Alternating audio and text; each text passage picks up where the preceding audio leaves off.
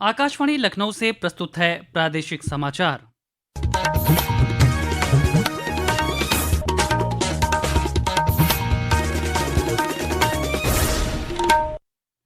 मुख्य समाचार। मुख्यमंत्री योगी आदित्यनाथ की अध्यक्षता में आज हुई मंत्रिपरिषद की बैठक में 13 प्रस्तावों को मिली मंजूरी। पीआरडी जवानों का भत्ता 395 से बढ़ाकर 500 रुपए करने पर लगी मुहर। प्रधानमंत्री नरेंद्र मोदी ने मुद्रा योजना की 10वीं वर्षगांठ पर लाभार्थियों से किया संवाद। कहा, युवा उद्यमियों को सशक्त बना रही है योजना। प्रधानमंत्री के वाराणसी दौरे को लेकर आज एसपीजी की टीम ने परखी सुरक्षा, कार्यक्रम स्थल और रूट का निरीक्षण कर दिए जरूरी दिशा निर्देश। और प्रदेश में आज से शुरू हुआ वन और वन्य जीव सुरक्षा माह। पर्यावरण राज्य मंत्री अरुण कुमार सक्सेना ने कहा, जंगलों के साथ वन्य जीवों की सुरक्षा के लिए उठाए जाएंगे विशेष कदम। नमस्कार, प्रदेश के समाचारों के साथ मैं शैलेंद्र और अब समाचार विस्तार से। मुख्यमंत्री योगी आदित्यनाथ की अध्यक्षता में आज हुई प्रदेश मंत्रिपरिषद की बैठक में 13 प्रस्तावों को मंजूरी दी गई।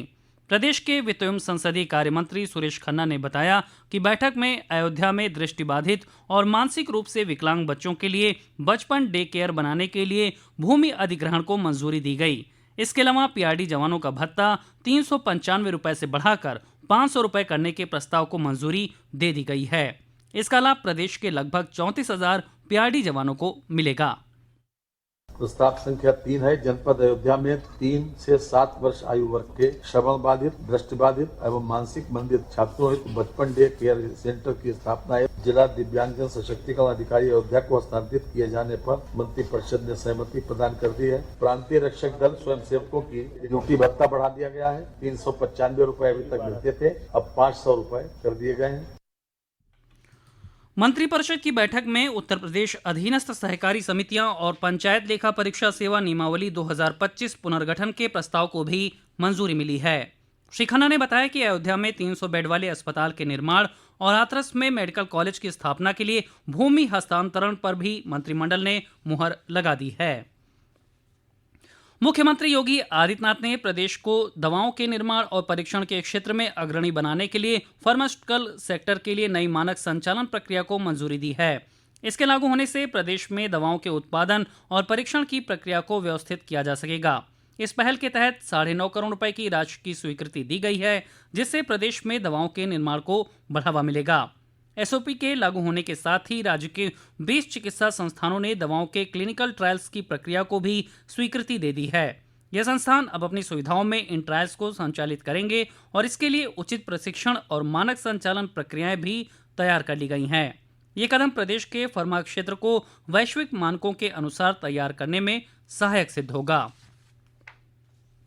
प्रधानमंत्री नरेंद्र मोदी ने मुद्रा योजना की 10वीं वर्षगांठ पर आज इस योजना के लाभार्थियों के साथ संवाद किया। इस अवसर पर उन्होंने कहा कि मुद्रा योजना के तहत देश भर में बिना किसी गारंटी के 33 लाख करोड़ रुपए का ऋण उपलब्ध कराया गया है।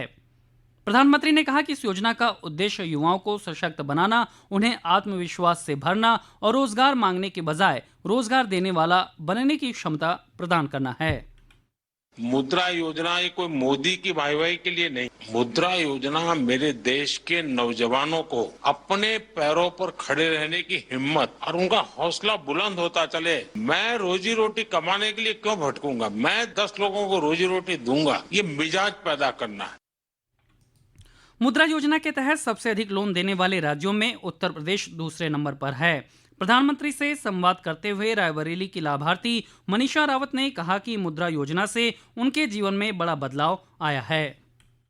आपके सामने एक बहुत छोटे शहर रायबरेली की महिला व्यापारी खड़ी है, जो इस बात का प्रमाण है कि आपके सहयोग और समर्थन से जितना फायदा एमएसएमईज को हो रहा है, मेरे लिए बहुत ही भावनात्मक समय है यहाँ पे आना। और हम आपसे वादा करते हैं कि हम भारत को विकसित भारत मिलकर बनाएंगे। जिस तरीके का आप सहयोग और बिल्कुल बच्चों की तरीके ट्रीट कर रहे हैं आप एमएसएमईज को, चाहे हमें लाइसेंस लेने में जो प्रॉब्लम्स आती थी गवर्नमेंट से, वो नहीं होती हैं। मेरठ के व्यापारी अजीत शर्मा ने मुद्रा योजना से मिली मदद के लिए प्रधानमंत्री का आभार जताया है।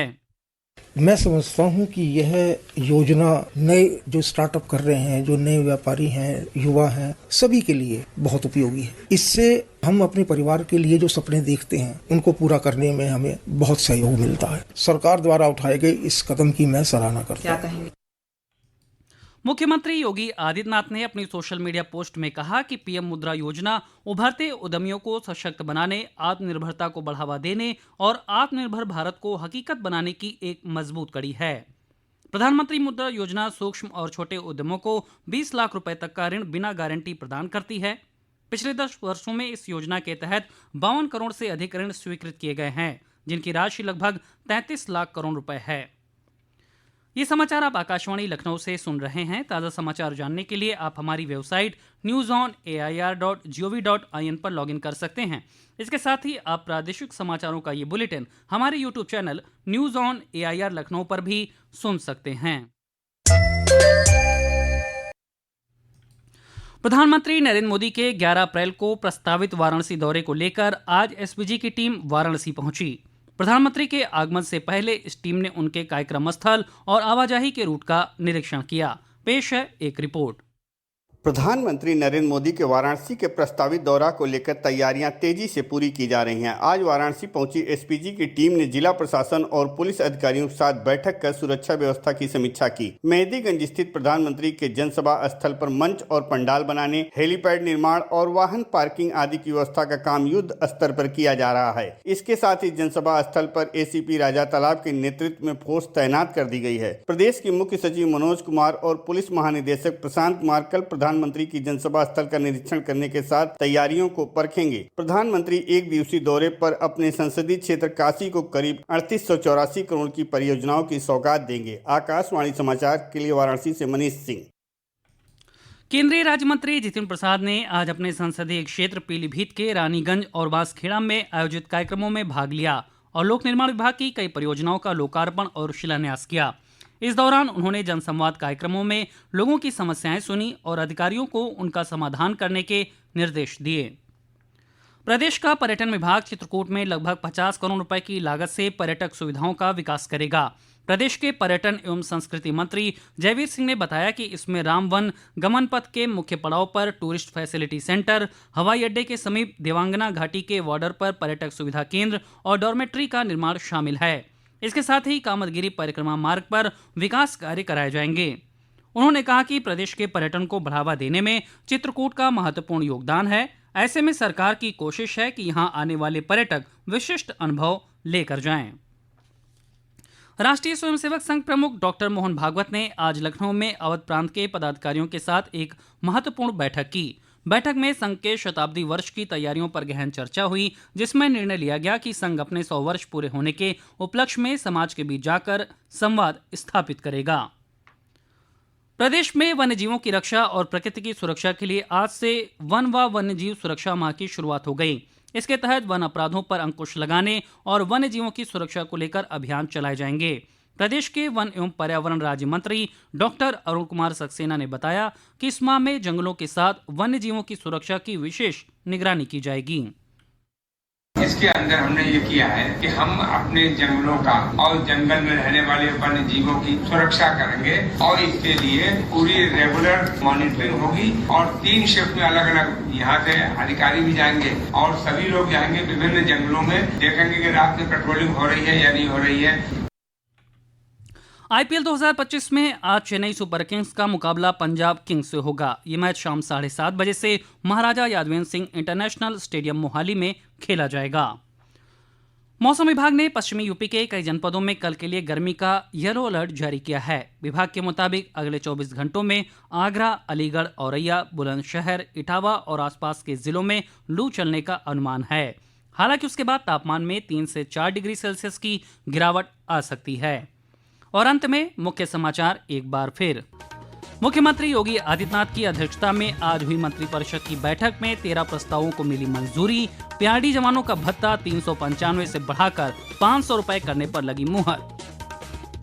प्रधानमंत्री नरेंद्र मोदी ने मुद्रा योजना की 10वीं वर्षगांठ पर लाभार्थियों से किया संवाद। कहा, युवा उद्यमियों को सशक्त बना रही है योजना। प्रधानमंत्री के वाराणसी दौरे को लेकर आज एसपीजी की टीम ने परखी सुरक्षा, कार्यक्रम स्थल और रूट का निरीक्षण कर दिए जरूरी दिशा निर्देश। और प्रदेश में आज से शुरू हुआ वन और वन्यजीव सुरक्षा माह। पर्यावरण राज्य मंत्री अरुण कुमार सक्सेना ने कहा, जंगलों के साथ वन्यजीवों की सुरक्षा के लिए उठाए जाएंगे विशेष कदम। इसी के साथ प्रादेशिक समाचारों का ये बुलेटिन समाप्त हुआ। अगला बुलेटिन रात 8 बजे FM पर प्रसारित किया जाएगा। नमस्कार।